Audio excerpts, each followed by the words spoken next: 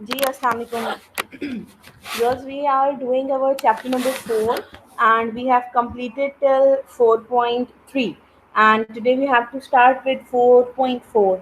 In 4.4, we have to find the point of intersection of two lines.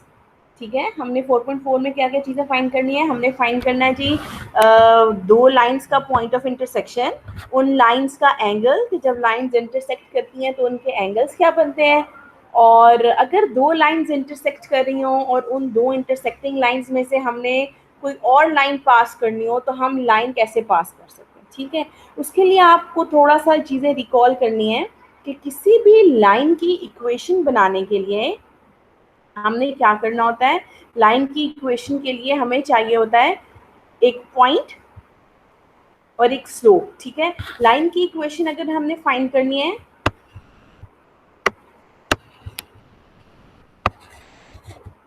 तो equation of line के लिए हमें क्या क्या चीज़ें किस किस तरीके से हो सकता है. फर्स्ट, कि अगर हमारे पास कोई भी एक पॉइंट और स्लोप गिवन है तो पॉइंट और स्लोप को यूज़ करके हम लाइन की इक्वेशन फाइंड कर सकते हैं. अगर लेट्स से कि हमें पॉइंट गिवन है x1 y1, तो how can we find the equation of line y minus y1 is equals to m times x minus x1. ठीक है, इस तरीके से हम लाइन की इक्वेशन फाइंड कर सकते हैं. सेकेंडली, हम कैसे लाइन की इक्वेशन फाइंड कर सकते हैं. अगर मेरे पास दो पॉइंट्स गिवन हो, let's say I have a point x1 y1 and other point is the second point is x2 y2, then how can I find the equation of line. उसमें हम क्या कर सकते हैं, पहले तो हम स्लोप फाइंड करेंगे दोनों पॉइंट्स को यूज करके, where slope is equals to y2 minus y1 divided by x2 minus x1. ठीक है, और फिर यही वाली इक्वेशन हम लगाकर तो हम 2 पॉइंट फॉर्म से इक्वेशन फाइंड कर सकते हैं. ठीक है, अच्छा जी, लेकिन पहले हमने फोकस करना है कि जी अगर हमारे पास दो लाइंस जो हैं वो इंटरसेक्ट कर रही हैं तो उनके जो एंगल्स होते हैं वो उनका क्या क्या केसेस हो सकते हैं. देखें जी, let L1 and L2 be two intersecting lines which meet at a point P. At the point P, two supplementary angles are formed by the lines L1 and L2. Whenever two lines intersect, ठीक है, तो फिर हमारे पास क्या होता है, intersecting line जो होती है जाहिर है किसी न किसी पॉइंट पर मीट करी होती हैं. ठीक है, कट करी होती हैं एक दूसरे को, तो उस कटिंग या मीटिंग पॉइंट P के ऊपर दोनों लाइन सप्लीमेंट्री एंगल्स बनाती हैं. ठीक है, अगर तो दोनों लाइंस परपेंडिकुलर नहीं हैं, unless L1 is perpendicular to L2, one of the two angles is acute. तो जो दो एंगल्स बनेंगे दोनों लाइंस के इंटरसेक्शन से, एक एंगल एक्यूट होगा. एक्यूट एंगल कौन सा होता है जी, जो 90 डिग्री से लेस होता है. ठीक है, इसको थोड़ा सा हम इस थ्योरम में देखते हैं.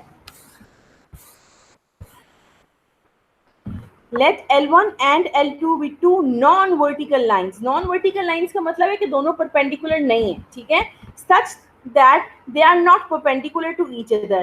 If M1 and M2 are the slopes of L1 and L2, then the angle theta from L1 to L2 is given by. ये हमारे पास L1 लाइन है and this is the line L2.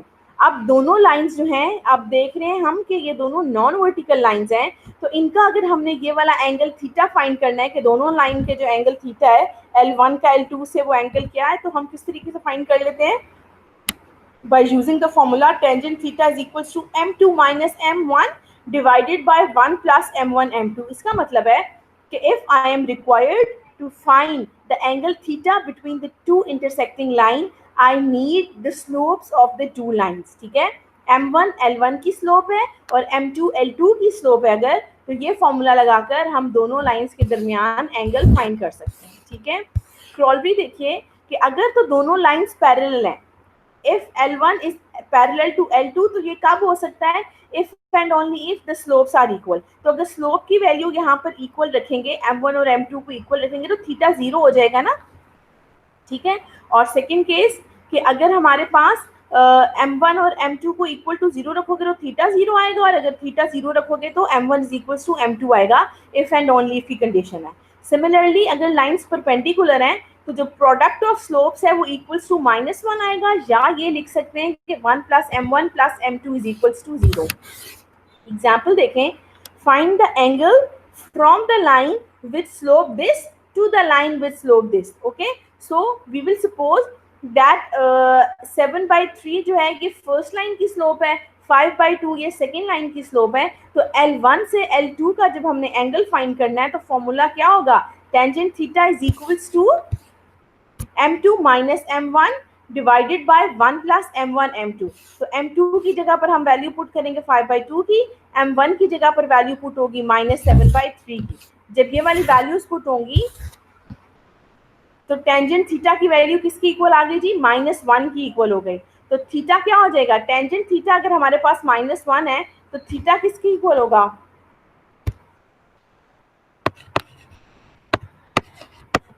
Tangent theta -1 है तो theta हमारे पास equal आ जाएगा tangent inverse of -1. तो यहाँ से थीटा की वैल्यू आ जाएगी, आप कैलकुलेटर पे फाइंड कर लोगे, -135 डिग्री.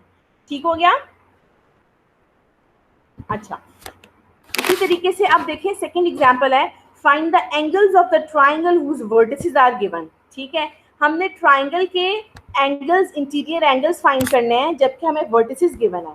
अब अगर हम देखें तो ये जो इंटीरियर एंगल्स होते हैं ये एक्चुअली एक लाइन का दूसरे लाइन, क्योंकि लेट्स से कि जो बी सी लाइन है वो ए बी लाइन को पॉइंट बी के ऊपर इंटरसेक्ट क्योंकि कर रही है, तो ये इनका इंटरसेक्टिंग लाइन होगी ना. तो हमारे पास जो वर्टिसेस गिवन है, ए बी और सी वर्टिस गिवन है, तो वर्टिसेस ए बी से हम स्लोप्स फाइंड कर सकते हैं. ए और बी के कोऑर्डिनेट्स गिवन है तो y2 minus y1 divided by x2 minus x1 से हम तीनों साइड्स की स्लोप्स फाइंड कर लेंगे. जब तीनों साइड्स की स्लोप्स आ जाएंगी तो दो साइड्स को एट अ टाइम यूज करके लाइन का फॉर्मूला लगाएंगे. फॉर एग्जांपल जो ये ए एंगल है, ए एंगल किस किस के दरमियान बन रहा है, लाइन ए बी और ए सी के दरमियान बन रहा है. तो ए बी लाइन की जो स्लोप है उसको हमने एम सी से रिप्रेजेंट कर दिया है और ए सी की स्लोप को हमने एम बी से रिप्रेजेंट कर दिया. ठीक है, तो इन दोनों स्लोप्स को यूज करके टेंजेंट थीटा का फॉर्मूला अप्लाई करेंगे. Tangent theta is equals to m2 minus m1 होता है ना. तो देखो एंगल बन रहा है, ये एरो हेड यहाँ पर लगा हुआ है, from this side to this side. इसलिए इस वाली साइड को हमने m1 लिया है और इसको हमने m2 लिया. m2 minus m1 divided by 1 plus m2 m1 का फॉर्मूला लगा के इन दोनों साइड्स के दरमियान का एंगल हम फाइंड कर लेंगे. ठीक है, सिमिलरली जब मुझे बी सी और ए सी की साइड के दरमियान एंगल फाइंड करना होगा तो अगेन इनकी स्लोप्स को हमने एम बी और एम ए से रिप्रेजेंट किया हुआ है और उसका एंगल सी जो होगा that will be equals to M B minus M A divided by 1 plus M B M A. ठीक है, इसी तरीके से हमने एंगल ए बी और सी फाइंड कर लेंगे. ठीक है, और एंड में अगर हम सम ऑफ एंगल्स करेंगे और इनका आंसर 180 डिग्री के इक्वल आएगा, इसका मतलब है कि हमने जो कैलकुलेशंस की हैं दे आर करेक्ट. लेकिन अगर ये लेस देन या ग्रेटर देन 180 आएगा तो इसका मतलब है कि हमारी कैलकुलेशंस में कोई मिस्टेक है. अच्छा, अब जी नेक्स्ट है हमारे पास equation of a straight line in matrix form.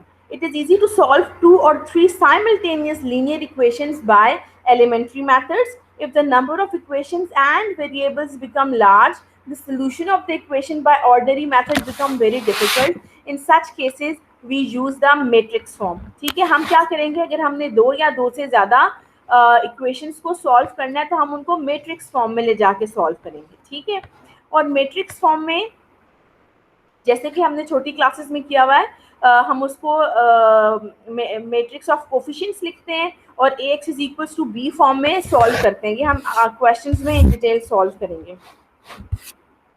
Let's come to the exercise 4.4. उससे पहले एक छोटा सा ये एक्सप्लेनेशन देखिए कि अगर मुझे फाइंड करना है point of intersection of to lines, ठीक है, तो इसको हम जो क्रॉस मल्टीप्लिकेशन वाला मेथड होता है ना उससे करेंगे. ये हमारे पास दो इक्वेशंस हैं लाइंस की और हमने इनका पॉइंट ऑफ इंटरसेक्शन फाइंड करना है. तो हम इनको साइमल्टेनियसली कैसे सॉल्व करेंगे, x1 डिवाइडेड बाय, उसके लिए हमने क्या करना है, अब x1 को छोड़ देना है इसके कोफिशिएंट्स को. ठीक है, बाकी ये जो चार वैल्यूज हैं b1 y1 c1 b2 y1 c2 इनका डिटर्मिनेंट ले लेना है. ठीक है, तो x1 डिवाइडेड बाय इनका डिटर्मिनेंट, वो क्या हो जाएगा, डिटर्मिनेंट क्या होता है b1 c2 minus b2 c1. ठीक है, फिर डिटर्मिनेंट वाले फॉर्म में क्या होता है, हमेशा जो मिड वाली जो सेकंड वाली टर्म होती है उसके साथ नेगेटिव साइन होता है. ठीक है, तो माइनस y1 डिवाइडेड बाय, अब y1 के कोफिशिएंट छोड़ दें और बाकी का डिटर्मिनेंट ले लें, वो क्या हो जाएगा a1c2 माइनस a2c1, ठीक है, is equals to coefficient values है इसलिए 1 डिवाइडेड बाय, इन कोफिशिएंट्स को छोड़ दें, कांस्टेंट्स को छोड़ दें और इन x और y के कोफिशिएंट्स का डिटर्मिनेंट ले लेंगे, ठीक है। तो अब क्योंकि ये तीनों वैल्यूज आपस में इक्वल हैं तो एक दफ़ा x1 को इक्वेट करें इस कांस्टेंट वैल्यू के, एक दफ़ा y1 को इक्वेट करें इस कांस्टेंट वैल्यू के, तो यहाँ से हमारे पास क्या हो जाएगा, एक ऑर्डर पेयर आ जाएगा x1 y1। वो कौन सा ऑर्डर पेयर होगा, वो पॉइंट ऑफ इंटरसेक्शन होगा लाइंस का, ठीक है। अब देखें क्वेश्चन नंबर 1 एक्सरसाइज 4.4 का, find the point of intersection of the lines. First में हमारे पास ये दो लाइंस गिवन है, ठीक है जी, हम इन दोनों को साइमल्टेनियसली सॉल्व करेंगे, लेकिन साइमल्टेनियसली सॉल्व करने से पहले देखो हम लाइंस का पॉइंट ऑफ इंटरसेक्शन कब फाइंड कर सकते हैं, जब हमें पता हो कि लाइंस पैरेलल नहीं है, और लाइंस कब पैरेलल नहीं होंगी कि अगर उनकी स्लोप्स इक्वल नहीं होंगी। इसलिए हमने क्या किया, पहले इन दोनों लाइंस की स्लोप फाइंड की, ठीक है। दोनों लाइंस की जब स्लोप फाइंड की है तो स्लोप की वैल्यू जो है m1 की स्लोप 1/2 आ रही है और m2 की स्लोप आ रही है 2। Since both of the slopes are not equal it means lines are not parallel. कोई भी दो लाइंस जब पैरेलल नहीं होती तो फिर वो इंटरसेक्टिंग लाइंस होती हैं, ठीक है। इसका मतलब है कि दोनों लाइंस इंटरसेक्ट तो करेंगी। तो अब हमने क्या करना है जी, अब हमने पॉइंट ऑफ इंटरसेक्शन फाइंड करना है। तो अभी जो मैंने आपको क्रॉस मल्टीप्लिकेशन का मेथड एक्सप्लेन किया है, उस क्रॉस मल्टीप्लिकेशन के मेथड से हमने ये लिखा, फिर हमने x को एक दफ़ा इक्वेट करेंगे इस वैल्यू के, एक दफ़ा y को इक्वेट करेंगे इस वैल्यू के, तो यहाँ से हमारे पास x और y की दो वैल्यूज आ जाएंगी, ठीक है। और ये कौन सी वैल्यू होगी, ये होगा जी हमारे पास point of intersection of the two lines, ठीक है। Okay, now come to the question number 2। Question number 2 में हमने करना है find the point of intersection of the lines. अब फिर ये सेकंड ऑर्डर पेयर है और ये थर्ड ऑर्डर, ठीक है। तीन पेयर ऑफ लाइंस गिवन है, इनके पॉइंट ऑफ इंटरसेक्शन हमने फाइंड करने हैं सेम इन्हीं मेथड से, क्रॉस मल्टीप्लिकेशन वाले मेथड से, ठीक है।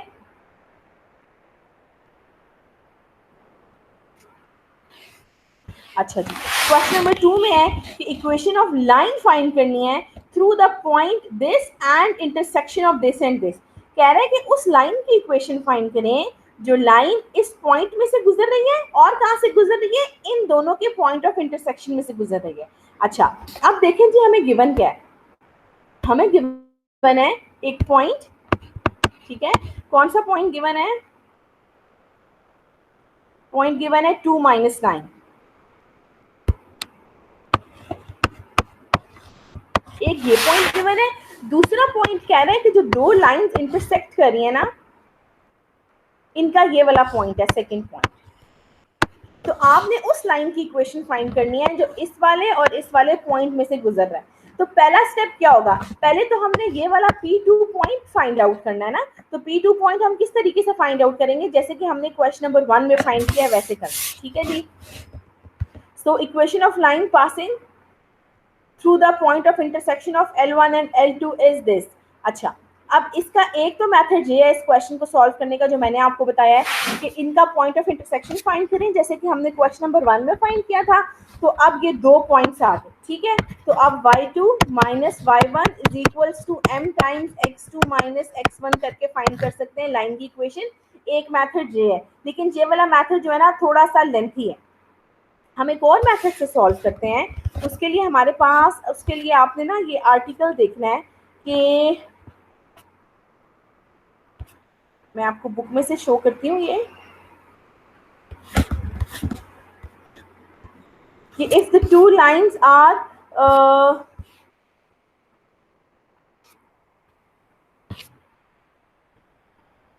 If we are required to find equation of lines, ठीक है, जो भी किसी इक्वेशन में पॉइंट ऑफ इंटरसेक्शन में से पास कर रहे होते हैं, उसकी इक्वेशन होती है हमारे पास girls, equation of line passing through point of intersection of L1 L2 is this, ठीक है। क्या होती है, देखिए मैं आपको लिख के दिखाती हूँ ये कि अगर हमारे पास दो हमने इक्वेशन ऑफ लाइन फाइंड करनी है, we have to find equation of line जो कि इन दोनों के पॉइंट ऑफ इंटरसेक्शन में से पास कर रही है। ये हमारे पास लाइन L1 है, ये लाइन ऑफ L2 है। मैंने इस वाली लाइन की इक्वेशन फाइंड करनी है L3 की, ठीक है, जो कि पॉइंट ऑफ इंटरसेक्शन में से पास कर रही है। तो L3 की इक्वेशन किसकी इक्वल होती है, L1 plus k times L2, ठीक है, वेयर k इज कांस्टेंट जिसको हमने फाइंड करना होता है। तो अब अगर मुझे इस L3 लाइन की इक्वेशन फाइंड करनी है, ये किसकी इक्वल होगी, line L1 plus k times L2, ठीक है। तो देखिए हमने क्या किया, ये L1 की इक्वेशन लिखी, लाइन L1 की प्लस k टाइम्स ये line L2 is equals to 0, ठीक है। अब हम क्या करेंगे नेक्स्ट स्टेप में, क्योंकि हमें पता है क्वेश्चन में वो क्या कह रहे हैं कि सिंस 2 माइनस 9 लाइज ऑन 1, उन्होंने कहा है ना कि जो पॉइंट है जो लाइन फाइंड करनी है वो 2 9 में से पास कर रही है, इसलिए हम क्या करेंगे, इस वाली इक्वेशन में x की जगह पर 2 और y की जगह पर -9 पुट करेंगे, तो पूरी इक्वेशन में x और y तो एलिमिनेट हो जाएंगे, सिर्फ k रह जाएगा, तो यहाँ से k की वैल्यू आ जाएगी, ठीक है। तो फिर k की वैल्यू वापस इस इक्वेशन नंबर 1 में पुट कीजिए, ठीक है, और फिर क्रॉस मल्टीप्लाई करके जो इक्वेशन बनेगी, this is the required equation, जो कि 2 माइनस 9 में से पास कर रही है और इन दोनों लाइंस के पॉइंट ऑफ इंटरसेक्शन में से पास कर रही है, ठीक है। अच्छा, सेकेंड पार्ट है क्वेश्चन नंबर 2 का, कि हमने उस इक्वेशन की लाइन फाइंड करनी है जो कि पास कर रही है through the intersection of the, जो इन तीनों की इंटरसेक्शन में से पास कर रही है और पैरेलल है एक दफा और एक दफा परपेंडिकुलर है इस लाइन के, ठीक है ना। अब पैरेलल और परपेंडिकुलर के केसेस इसलिए गिवन है ताकि हम M1 और M2 फाइंड कर सकें। अच्छा, अब जी हमारे पास पहले हम ये 2 लाइन और ये 3 लाइन हमारे पास गिवन है, ठीक है। हम सपोज करते हैं let L4 be the line passing through the point of intersection of L1 और L2। वी सपोज दैट वो लाइन जो कि हमने फाइंड करनी है L4, वो L1 और L2 में से तो पास कर रही है, ठीक है। अगर उनमें से पास कर रही है तो हम L4 को इस तरह लिख सकते हैं ना, L4 is equal to L1 plus k times L2, ठीक है। तो L1 और L2 की वैल्यूज पुट कर दें जो कि ये हमें क्वेश्चन में गिवन है, ठीक है। फिर हम क्या करेंगे नेक्स्ट स्टेप में, k को अंदर मल्टीप्लाई किया और k को अंदर मल्टीप्लाई करने के बाद x वाली टर्म्स और y वाली टर्म्स और कांस्टेंट टर्म को इकट्ठे लिख के ये एक इक्वेशन बना ली है, ठीक है ना। अब जो ये इक्वेशन बनी है, ये एक्चुअली ये L4 की इक्वेशन बनी है ना, तो ये x का कोफिशिएंट है, ये y का कोफिशिएंट है, ये कांस्टेंट टर्म है। तो जो किसी भी लाइन की इक्वेशन होती है उसमें से हम स्लोप किस तरह निकाल सकते हैं, माइनस y ओवर x की फॉर्म में, ठीक है। तो यहाँ से माइनस y ओवर x करके ये L4 की स्लोप निकाली और L3 की स्लोप इस वाली इक्वेशन में से हम फाइंड कर लेंगे। अब वो केसेस डिस्कस करते हैं कि जब L3 और L4 पैरेलल और परपेंडिकुलर होंगे। अगर तो L3 और L4 पैरेलल होंगे तो फिर क्या होगा, M1 और M2 की वैल्यू आपस में इक्वल होंगी। इन दोनों वैल्यूज को आपस में जब इक्वल रखेंगे तो यहाँ से k की वैल्यू आ जाएगी, ठीक है। k की वैल्यू बैक सब्स्टिट्यूट करो इस इक्वेशन नंबर 1 से, तो आपके पास वो रिक्वायर्ड लाइन आएगी जो L1 और L2 में से पास कर रही है और L3 को पैरेलल है, ठीक है। और अगर हम केस लेंगे कि L3 और परपेंडिकुलर है तो प्रोडक्ट ऑफ स्लोप्स -1 के इक्वल होता है ना, तो M1 और M2 की स्लोप की वैल्यू लिखिए, उनको इक्वल टू -1 रखें, यहाँ से हमारे पास K2 की दूसरी वैल्यू आएगी। अब ये वाली K की वैल्यू जब मैं इक्वेशन नंबर 1 में पुट करूंगी तो यहाँ से मेरे पास जो इक्वेशन आएगी ये वो लाइन की इक्वेशन है जो कि L1 और L2 में से पास कर रही है और L4 को परपेंडिकुलर है, ठीक हो गया।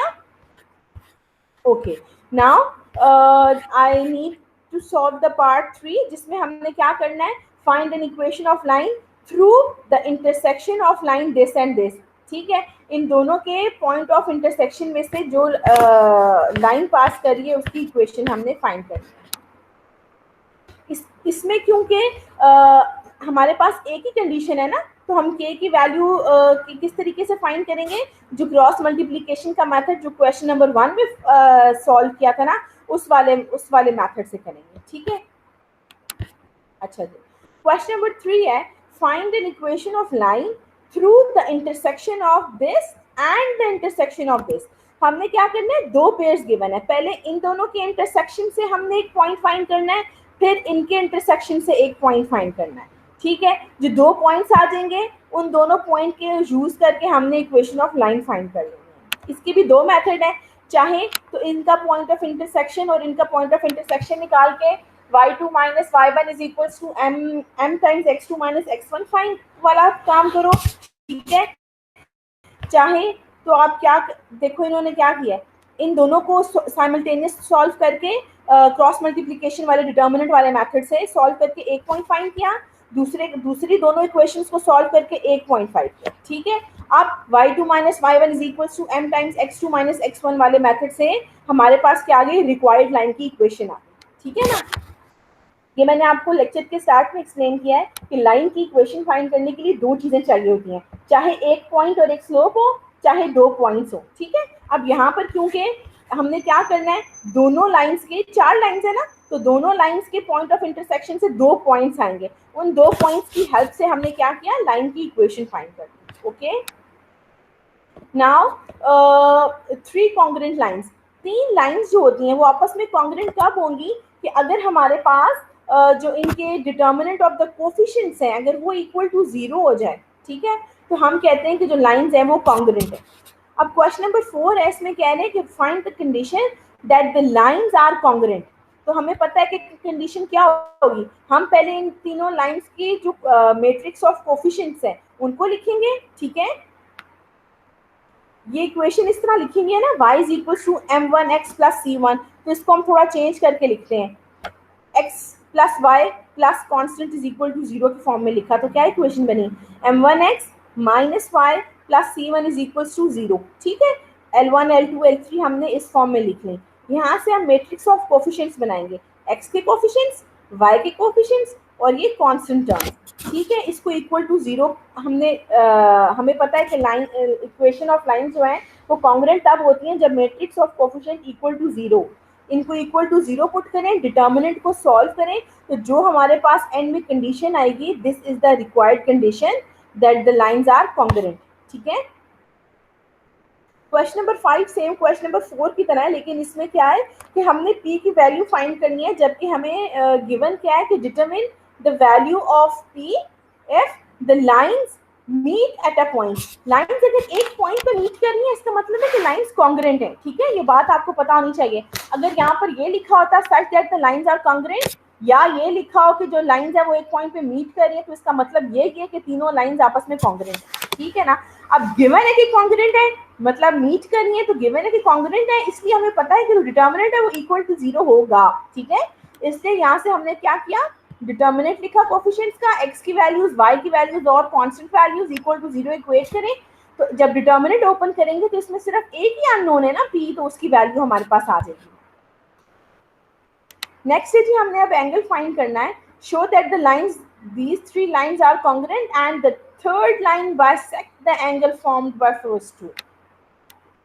अच्छा जी, पहले तो हमने ये शो करना है कि लाइंस कॉन्ग्रेंट है। लाइंस कॉन्ग्रेंट शो करने के लिए हम डिटर्मिनेंट लेंगे, अगर डिटर्मिनेंट इक्वल टू जीरो आ जाए इसका मतलब है लाइंस कॉन्ग्रेंट है, अगर डिटर्मिनेंट इक्वल टू जीरो ना आए इसका मतलब है लाइंस कॉन्ग्रेंट नहीं है।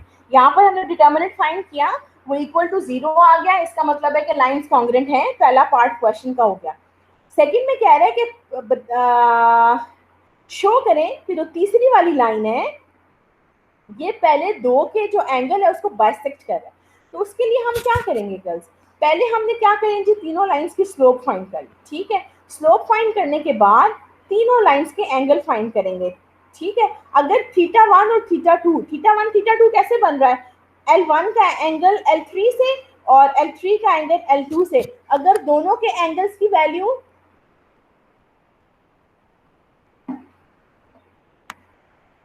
दोनों के अगर एंगल्स की वैल्यू इक्वल होंगी तो यहाँ से हम क्या कह देंगे, तो हम क्या कह देंगे कि जो दोनों की एंगल्स अगर इक्वल है, it means that this angle is bisecting the two angles. Bisect का मतलब यही होता है ना, to divide into two equal parts. तो हमने tangent theta one tangent theta two की वैल्यू फाइंड करनी है, जबकि हमने स्लोप्स ऑलरेडी फाइंड की है, ठीक है। तो देख लो दोनों की जो theta tangent theta one theta two की वैल्यूज हैं वो सेम आ रही हैं, तो यहाँ से दोनों थीटा इक्वल आएंगे। अगर थीटा इक्वल आ रहे हैं, this means that the line L3 is bisecting the angle of the first to lines, ठीक है। क्वेश्चन नंबर 7 में हमारे पास वर्टिसेस गिवन है, ठीक है, हमने सेंट्रॉइड, ऑर्थोसेंटर और circum centre of the triangle find करने हैं। अच्छा, अब ये इस तरह का क्वेश्चन हम 4.3 में ऑलरेडी बहुत डिटेल में कर चुके हैं कि सेंट्रॉइड, ऑर्थोसेंटर और सर्कम सेंटर होता क्या, ठीक है ना। वर्टिसेस आपके पास गिवन है और ये हमने ये फाइंड करने हैं।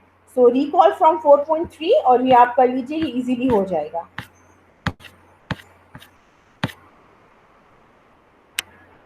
क्वेश्चन नंबर 8 है कि check whether the lines are congruent, if so find the point where the meet. तो कॉन्ग्रुएंसी के लिए तो पहले हम क्या करेंगे, डिटर्मिनेंट देख लेंगे वो किधर अगर जीरो आ रहा है तो कॉन्ग्रुएंट है, नहीं जीरो आ रहा तो कॉन्ग्रुएंट नहीं है। तो अगर तो इक्वल टू जीरो आ रहा है इसका मतलब है कॉन्ग्रुएंट है, तो फिर पॉइंट ऑफ कॉन्ग्रुएंसी फाइंड करना है। पॉइंट ऑफ कॉन्ग्रुएंसी का मतलब है कि जहां पर कि वो मीट करेंगे। तो मीट करने का क्या मतलब है कि हमने point of intersection actually find करना है। तो point of intersection cross multiplication वाले मेथड से इसमें सॉल्व हो गया है। ठीक है जी। और वो आप किस तरीके से फाइंड करेंगे, ये यहाँ पर जो हमने क्रॉस मल्टीप्लिकेशन वाला मेथड है उस तरीके से फाइंड किया हुआ है। ठीक है ना, किसी भी दो लाइंस का फाइंड कर लें, यहाँ पर L1 और L2 का है, आप L2 और L3 भी कर सकते हैं या L1 और L3 भी कर सकते हैं। क्वेश्चन नंबर 9 है, find the coordinates of vertices of a triangle formed by the lines. This also find the measure of angle of the triangle. अच्छा जी, पहले तो हमने ट्राइंगल के वर्टिसेस फाइंड करने हैं एक चीज, दूसरी इन जो साइड्स के एंगल्स हैं वो फाइंड करने हैं। तो वर्टिसेस किस तरीके से फाइंड करेंगे, देखो वर्टिसेस अब L1 L2 L3 तीन लाइंस हैं और तीनों लाइंस जो हैं हमारे पास वो कह रहे हैं कि ट्राइंगल बना रही है। ठीक है, L1 L2 L3, L1 L2 का पॉइंट ऑफ इंटरसेक्शन फाइंड करें, एक वर्टेक्स आ जाएगा। L1 L3 का पॉइंट ऑफ इंटरसेक्शन फाइंड करें, दूसरा वर्टेक्स आएगा। L2 L3 का पॉइंट ऑफ इंटरसेक्शन फाइंड करें तो आपके पास तीसरा वर्टेक्स भी आ जाएगा। और पॉइंट ऑफ इंटरसेक्शन हम पहले ही डिस्कस कर चुके हैं, हमने किस तरीके से फाइंड करना है, क्रॉस मल्टीप्लीकेशन वाले मेथड से कर दीजिए। ठीक है, जब तीनों वर्टिसेस आ जाएंगे उसके बाद एंगल किस तरीके से फाइंड करेंगे आप लोग, स्लोप्स वाले मेथड से आपने एंगल्स फाइंड कर लेने हैं फिर। ठीक है ना, यहाँ पर देख लें क्रॉस मल्टीप्लिकेशन वाले मेथड से ये पहले फाइंड हुआ है आपके पास वर्टिसेस। ठीक है, तीनों वर्टिसेस फाइंड कर लिए।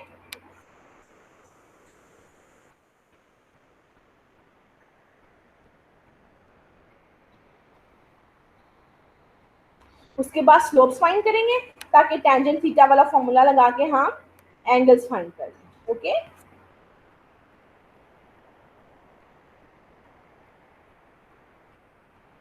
I am moving the pages slowly so you can note down. Now next question 10, find the angle measured from the line L1 to the line L2. दो लाइंस L1 और L2 के जो points हैं and points वो given है और point of intersection sorry angle find करना है। तो ये तो बहुत आसान है, एंड पॉइंट्स गिवन है, इस लाइन की स्लोप फाइंड करें, इस लाइन की स्लोप फाइंड करें, M1 और M2 आ जाएगा। तो हम यहाँ से क्या कर लेंगे, tangent theta is equals to M2 minus M1 divided by 1 plus M1 M2 वाला फॉर्मूला लगा के तो फिर क्या करेंगे, एंगल्स फाइंड कर लेंगे। ठीक है जी, देखो L1 की स्लोप पहले फाइंड की हुई है, L2 की स्लोप फाइंड की हुई है और फिर थीटा किस तरीके से फाइंड कर लिया, ये फॉर्मूला लगा। ठीक हो गया,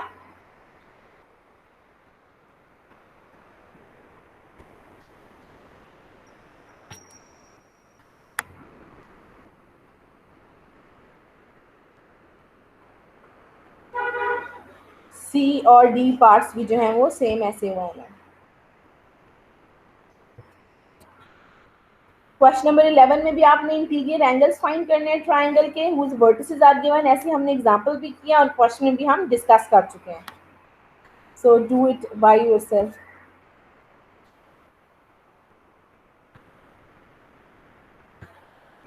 नेक्स्ट है जी हमारे पास क्वाड्रिलेटरल।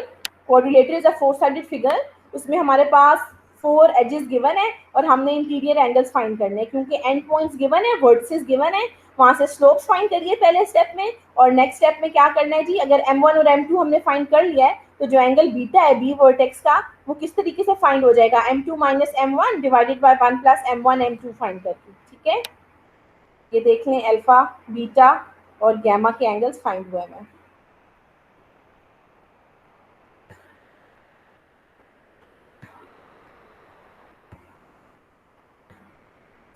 Question number 13 है, show that the points A, B, C, D are the vertices of a rhombus.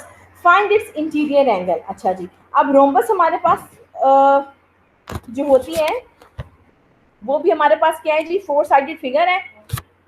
ठीक है, और इसमें हमारे पास क्योंकि हमने क्या कह रहे हैं कि इंटीरियर एंगल्स फाइंड करने हैं। अगेन जिस तरीके से ट्राइंगल में करते हैं उसमें 3 साइड्स होती हैं, इसमें 4 साइड्स हैं, वर्टिसेस गिवन है और हमने क्या करना है, वर्टिसेस की हेल्प से फर्स्ट स्टेप में स्लोप फाइंड करनी है और नेक्स्ट स्टेप में दो साइड्स को लेकर, किसी भी दो साइड्स को लेकर उनका एंगल थीटा ले लेना है, फाइंड कर लेना है। अच्छा, now question number 14। Question number 14 में हमने फाइंड करना है जी area. Find the area of region bounded by the triangle whose sides are. ये हमारे पास ट्राइंगल की तीन साइड्स गिवन है, ठीक है। हमने इस ट्राइंगल का एरिया फाइंड करना है। ट्राइंगल का एरिया फाइंड करने के लिए हमें गर्ल्स वर्टिसेस पता होने चाहिए। तो अगर तीन साइड्स की लाइन की इक्वेशन गिवन है तो मैं वर्टिसेस लाइन की इक्वेशन से फाइंड कर सकती हूँ ना। हाउ? बाय यूजिंग L1 और L2 का पॉइंट ऑफ इंटरसेक्शन फाइंड करें पहले स्टेप में, ठीक है। फिर L2 और L3 का इंटरसेक्शन पॉइंट फाइंड करें और लास्ट में L1 L3 का इंटरसेक्टिंग पॉइंट फाइंड करें। जो तीन इंटरसेक्टिंग पॉइंट्स होंगे वो एक्चुअली हमारे पास क्या हो जाएंगे, वो A, B और C। देखें A, ये B और फिर हमारे पास C, तीन वर्टिसेस आ गए ट्राइंगल के, ठीक है। जब ट्राइंगल के तीनों वर्टिसेस आ गए तो ट्राइंगल का फॉर्मूला क्या होता है एरिया का, 1/2 x1 y1 1 x2 y2 1 x3 y3 1 determinant. Okay, this value is the formula of the area of triangle. ठीक है, मैं आपको लिख के दिखा देती हूँ कि एरिया ऑफ ट्राइंगल किसके इक्वल होता है हमारे पास। Area of triangle which is equal to 1/2 x1 y1 1 x2 y2 1 x3 y3 1, where x1 y1 are the vertices of A, are the coordinates of vertex A, x2 y2 are the coordinates of vertex B and x3 y3 are the coordinates of vertex C. ठीक है, तीनों हमने coordinates के vertices find किए और इस फॉर्मूले में पुट कर लिए। डिटर्मिनेंट फाइंड करें, उसको डिवाइड करें 2 से तो हमारे पास एरिया आ जाएगा, ठीक है। क्वेश्चन नंबर 15 को आप लोगों ने क्वेश्चन नंबर 7 की तरह जो उसका सी पार्ट है उसकी तरह से सॉल्व करना है। क्वेश्चन नंबर 16 है, express the given equation system of equations in matrix form, find in each case whether the lines are congruent और नॉट। पहले जी आपके पास क्या गिवन है, तीन क्वेश्चंस हैं और हर क्वेश्चन में तीन लाइन की इक्वेशन गिवन है, ठीक है। पहले स्टेप में आपने इनको मैट्रिक्स फॉर्म में लिखना है। मैट्रिक्स फॉर्म में किस तरीके से लिखेंगे, ये मैट्रिक्स ऑफ कोफिशिएंट्स बनाई x, y और 1, ये हमारे पास मैट्रिक्स ऑफ वेरिएबल्स आ गई इज इक्वल टू 0। तो अगर हमारे पास मैट्रिक्स ऑफ कोफिशिएंट डिटर्मिनेंट है, ये a वाला डिटर्मिनेंट अगर इक्वल टू 0 आ जाए तो यहाँ से हम लिखते हैं ना कि ये कॉन्ग्रुएंट है कि नहीं है। तो यहाँ से ये आ गया जी कि ये कॉन्ग्रुएंट है, ठीक है। यही करना था इस क्वेश्चन में कि पहले स्टेप में मैट्रिक्स फॉर्म में एक्सप्रेस करना है और फिर बताना है कि कॉन्ग्रुएंट है कि नहीं, ठीक है। तो ये हमने मैट्रिक्स फॉर्म रिप्रेजेंट किया, डिटर्मिनेंट लिया a का, वो 0 आ गया, इसका मतलब है कि ये कॉन्ग्रुएंट है, ठीक है। Okay. Find the system of linear equation corresponding to given matrix form. Check whether the lines responded by the system are congruent. अच्छा, पहले अब यहाँ पर हमारे पास मैट्रिक्स फॉर्म गिवन है, यहाँ से इक्वेशन बनानी है। इक्वेशन किस तरीके से बनेगी, x माइनस वाई, देखो ये मल्टीप्लाई हो रहे हैं ना ये दोनों मैट्रिसेस, तो इनको मल्टीप्लाई करें। इनको मल्टीप्लाई करने से पहले हमारे पास एक इक्वेशन बनेगी, x प्लस 0y माइनस 1, फिर सेकेंड वाली 2x plus 0y plus 1, 0x minus y plus 2 is equal to 0, ठीक है। नेक्स्ट स्टेप में ये मैट्रिसेस रिमूव कर दें, इनको इक्वालिटी लिखेंगे। तो इस तरीके से हमने क्या किया, मैट्रिक्स फॉर्म से इक्वेशंस लिखी, ठीक है। फिर कह रहा है कि कॉन्ग्रुएंट है कि नहीं, तो फिर आपने उसके लिए तो क्या करना है, इस ये जो मैट्रिक्स ऑफ कोफिशिएंट्स है ए मैट्रिक्स, इसका डिटर्मिनेंट लेके देख लेंगे ये whether it is equals to 0 और नॉट, ठीक है जी। So we have done with our exercise 4.4, ठीक है। और इसमें हमने क्या क्या फाइंड किया, इसमें हमने फाइंड करना सीखा है एंगल ऑफ इंटरसेक्शंस फाइंड किए हैं, जो दो लाइन को इंटरसेक्ट करने से एंगल बनता है वो हमने फाइंड किया। फिर जो हमारे पास दो लाइंस का पॉइंट ऑफ इंटरसेक्शन फाइंड किया, उनका एंगल ऑफ इंटरसेक्शन फाइंड किया। ये हमने देख लिया कि जो एंगल जो लाइंस बन रही हैं हमारे पास, whether the lines are congruent और नॉट, और वो कॉन्ग्रुएंसी हम लोग किस तरीके से चेक करते हैं, कॉन्ग्रुएंसी हम लोग चेक करते हैं इस तरीके से कि whether the given the determinant of the given matrix is equal to 0 और नॉट, ठीक है ना। Okay, so now we are left with only exercise 4.5 जो कि हम अपने नेक्स्ट लास्ट लेक्चर में करेंगे इंशाल्लाह. Take care girls.